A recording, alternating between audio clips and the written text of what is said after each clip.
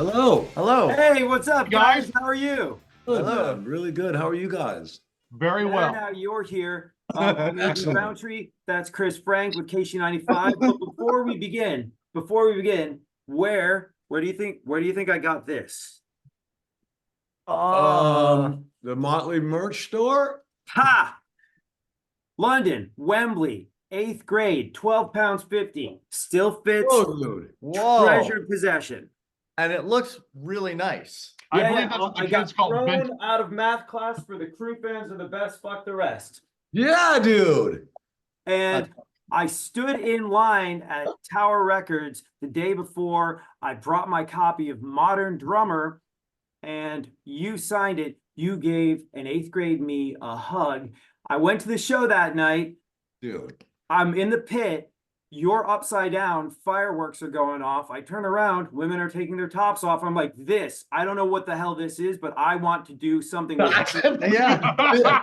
This right here. That's what it's about. Can we just stay on this channel? Yeah. Yeah. And then It's like that, like the moment in Blues Brothers where he sees the light. Then I told that story. I told that story to the first guy who would hire me in radio, and he gave me a fucking job because of you and this. So thank you. Whoa. Dude, That's awesome. I should have filmed that. 'Cause Yeah, that that's was rad. fucking. Well, I think they are. Oh, yeah. I got to get a copy of that because that might be the coolest fucking story I've ever heard. That's awesome, dude. No, it literally changed everything for me. Wow. It really did. I was a kid that grew up playing drums. So this is a huge full circle moment to be able to sit here and talk to you about Dogs of War years after you completely altered the trajectory of everything. So yeah, no, that was it. My life is now complete. Whatever you guys want to talk about from here on in, it's good. John, you sound amazing on the record. It sounds fantastic. Thank you Yeah. very much. Yeah, we're really excited. It's release day, so we are psyched. Yeah. We played the song this morning on our show, and the first thing that AD and I talked about when we played the song was that it is still quintessentially Mötley Crüe, but your fingerprints as a guitar player are easily noticed throughout the entire part of the song, and it is a cool modernization and continuing bringing forward the Crüe sound into present time. Like, I love Saints of Los Angeles and how that evolved the band, and I feel like this is that next step on the path that takes the Crüe to a whole new group of kids. Yeah, we're awesome. super excited. Thank you very much. I appreciate Yes, it. thank you. That For is the kind words. And yeah, we're just getting started, you know. We're gonna tour, we're gonna record, we're gonna tour, we're gonna record, we're gonna, just keep on going, and we're super psyched. And thank you for that. Of course, man. What was it like for you getting a call, John 5, and having someone at the other end of the phone who I assume was one of these guys, or maybe they said it in person, being like, hey, how would you feel about blank? Because pretty freaking cool. Like, I don't care how I know you've got a resume as long as your arm, and you've played with legends left, right, and center, but this is Mötley fucking Crüe. That must have been a moment for you. It actually, I remember, there's certain things in your life where you remember, of course, but I remember exactly where I was, and I'll remember that for my whole life. But me and Nikki, we were both on the road. These guys were doing the stadium tour. I was on tour with Zombie, and it was the end of your tour, the Mötley Crüe tour, and I still had like a week to go. So, me and Nikki talked every day. We talked, a few times a day. We have for 10 years. So he called and he was like, and I just got off stage. And he just got off stage, and he was like, hey, dude, what do you think about this? And I said, yeah, man, I'm totally in. So just, you don't have to ask me twice. So it was just like that. And, I've known these guys forever. So it was such an easy transition. I'm going to ask a question about playing with Tommy. Like, Tommy's not there right now, but like, here's the thing that I think gets overshadowed a lot. Like, Tommy is a ginormous rock star with an enormous personality, and we all know and love everything that he does. But as a kid that grew up playing drums and hearing him play and seeing him play live, one of the greatest rock drummers ever to do it on the face of the planet of all time. You are a next level musician as well. What's it like getting in a room and playing? Now, I'm glad, and listen, I have said this for a long time, but here's the thing. I've played with every drummer there is. I've played with them all. But there's very few naturals. Now, when I say a natural, it is someone that is just, you just grab that instrument, you just, it's a part of you. And it is very hard to describe. It's like trying to describe the color red to someone. Yeah. But Tommy is a natural, and I played with hundreds of drummers, but there's only one other drummer that I played with, and his name was Smitty, and he was part of the Tonight Show band. He was a natural. But Tommy, I'm not just saying this because he's here, and I've said this a zillion times. He is a natural. He is the best drummer, and it's just an honor to play with him. And the world knows it. The world knows how great Tommy Lee is. Thanks, buddy. It's true. It's no, and it's definitely a mutual thing. I mean, this motherfucker can play literally anything. I try to stump him. I'm like, dude, play me a little bluegrass, like with some Beethoven. He's like, okay. I can't tilt him. Like he's just he's literally the most incredible musician I've ever got to play with. So, and to boot, he is the sweetest guy I've ever met. Like, you can be the best at anything, but if you're an asshole, it kind of deflates the whole system. The fact that he's just a straight sweetheart is, I couldn't be happier. Like we're finally getting to play together. Yeah, and we lock in. We are fucking. Yeah, dude. It's funny. Like this is such a fun interview. Like we're just like these guys are. They're great. But we I remember years ago. This was years ago. I was doing your record, and you were like, maybe one day we'll play together. Yes. And I have that text. It was like, and it was a long time ago. Yes. Yeah. So here we are. Crazy. Tommy, one of the things that you made mention of was that he's a great guy, not just a top-rate guitar player. And that's one of the things, as a kid who was grew up in the 80s and grew up, the Crüe was one of my Mount Rushmore bands and still is. The one thing that I always felt with you guys was, on top of the fact that you guys would get on stage and destroy any audience, you guys were a family and you were friends. You enjoyed being on stage together. It wasn't just, I'm here for the paycheck. Like you enjoyed hanging around with each other. And I can feel like just in the few minutes we've seen you guys together, that there's that same connection with John 5. And that's something that, it's called a band for a reason, not just because you make music, but it's a band of brothers. And you guys seem to have that same vibe together that you always have. And that's what makes going to a Crüe show so much fun. Yes, you're 100% right. It's really natural. Like the whole fit is natural. There is zero anything that's forced here. Like this was meant to be. This was just meant to be, and it all kind of worked out the way it did. Fucking awesome. I have a funny story. This is so rock and roll too. We'll land in the plane, and then there's 4 SUVs, right? So, each guy will get in the car, and then after the next day, like me and Tommy would be in the car. We'd be yucking it up, laughing and just going crazy. And then the next day, Nikki would be like, hey, dude, like, and then Nikki would be in the car with us. We'd be all like, no one wants to ride a separate. And then Vince, and so we were all in this one SUV, just like yucking it up, going crazy. And there's 3 empty SUVs following us. So that's awesome. But yeah, then that's how it is. We're always in each other's dressing rooms or hotel rooms or something like that, you guys do have this thing when you hit the stage, and I remember it. I remember it from when I was a kid, and I got this T-shirt at the show. When you guys hit the stage, it was more than just like, this sounds amazing, this looks amazing. I was like, oh, they're doing it.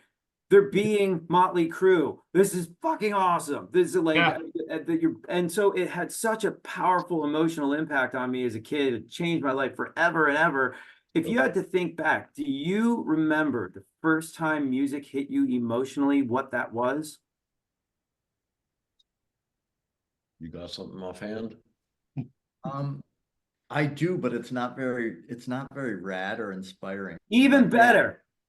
Yeah, I remember when I had that epiphany moment that I was 6 years old and I was watching this show called Hee Haw, and I saw this kid just, What the fuck? yeah, burning on a banjo. And that's when I was like, I want to play guitar. And that's what it was. What was yours? Come on in here. This is a Come on good in. one. This is a good one. Nikki's here. Hi, guys. Oh, nice. Hey, man. Hey, guy.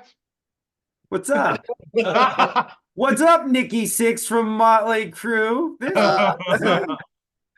Dude, you know what my moment was I had two. Sonically, was one thing, was hearing Physical Graffiti for the first time. Mhm. Oh, great album. As a drummer, I was just like, oh my God.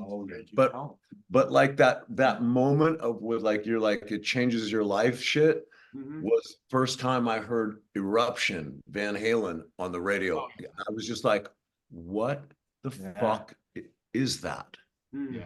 Is that a guitar? Is it a, like, you know, when you don't know? Yeah. And I was like, oh, I've never heard anything like this in my life. Yeah. And that was that moment was just like, whoa. Do it. That fucking guy did it. He did it. Now Well, we now nice we've to got, see you guys. now wait, now we've got Nikki In my here. mushroom. I have a question now that Nikki's here. Yeah, I have a private bet with myself. I So, go ahead. You first, Nikki. We're all excited. No, this well, is a great. no. These guys are great. You got, Okay. will you tell Nikki the story you told us when we first got on here? Because I think you'll Okay, enjoy it. Nikki Sixx from Mötley Crüe. If you had to guess, where would you say I purchased this T-shirt? Let me look at your face. Let me look at your age. Let me see. Well, I could say Hot Topic. You couldn't have bought it at a Mötley Crüe concert. You got it from your mom. I was kicked out of math class for the Crüe fans are the best, fuck the rest thing. I bought this in London at Wembley for £12.50 when I was a kid. Are you kidding? I kid you not, my friend. I stood in line at Tower Records the day before with my copy of Modern Drummer. Tommy Lee gave me a hug and signed my copy of Modern Drummer. I go to the show the next night, first concert, first mosh pit. I'm on someone's shoulders. Fireworks are going off. He's playing drums upside down. I turn around. Women are taking their tops off. And I go, I have to do something with this. And it changed my life forever. I told that story to a guy called Jose Mangan. He gave me my first ever radio job because of that story. And for a while, I was down the hall from you working with Bill May while you were doing. Oh yeah. No way, dude. But like without this T-shirt and that show, I don't know what I would have been doing. So I love that story, man. I got goosebumps. Yeah, Thank you. that's That's awesome. It's always great to hear that stuff. Mine isn't nearly as cool as his, but mine is part story, part question. First is, as a kid of the 80s, I was lucky enough to see you guys play a ton of times between now and present day. There are two bands in my life that have shaped me musically. Mötley Crüe is one, and if I may pan up a little bit, that is the other one. Now, Mr. Sixx, you have recently been rumored to say that if there was ever a tour that would melt the world, it would be Mötley Crüe and Guns N' Roses. I mean, wouldn't that'd be just a perfect fit for the fans and everybody. Hey, someday, man, we hope.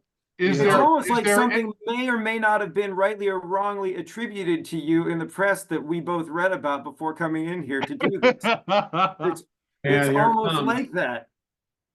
Who do we need to talk to make that happen? Because 12-year-old and 47-year-old me will lose their fucking mind at that show. And I'm just going to quit my job and follow that tour like a deadhead. Yeah.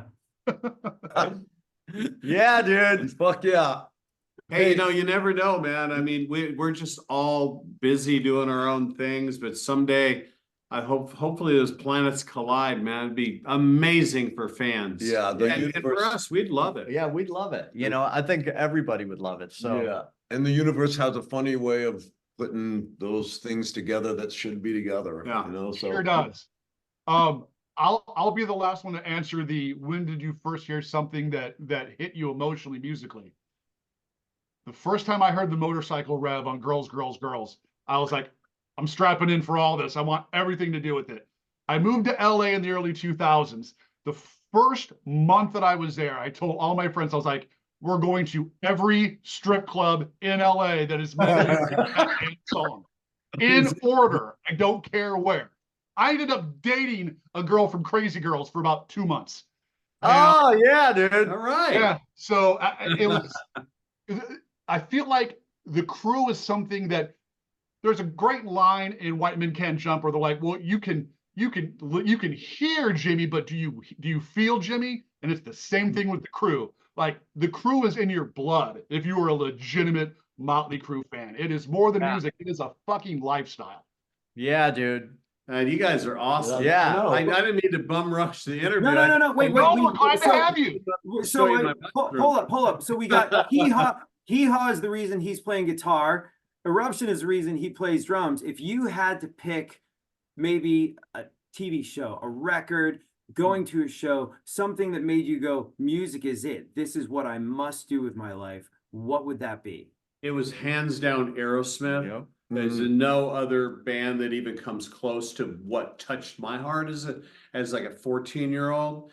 And those first 5 albums, I don't think anybody can touch them, in my opinion. They're like Zeppelin, Sabbath, those first 5 Aerosmith albums. I mean, I know every lyric.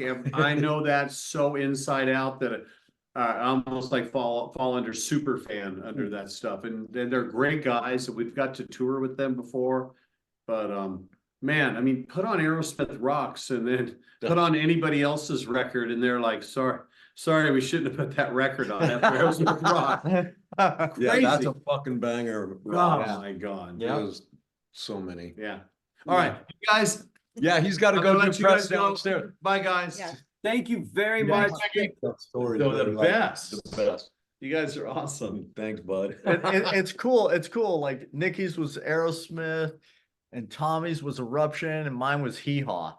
Yeah. his was- Hey man, I watched Hee Haw too. No shame in that game. Oh, also, I've seen your YouTube channel numerous times. I am aware of the chicken picking skills. You literally do it all. Hey guys, thank you very much for your time, and thank you most importantly for 43 years of unbelievable music, without which our worlds are very different and not in a good way. Thank you so much for everything. This has been Thank an you. amazing fucking This ride. was a great one. Come back Thanks. to St. Louis. All right. Yes. Yes. See you guys soon, bros. See you, man. Thank you.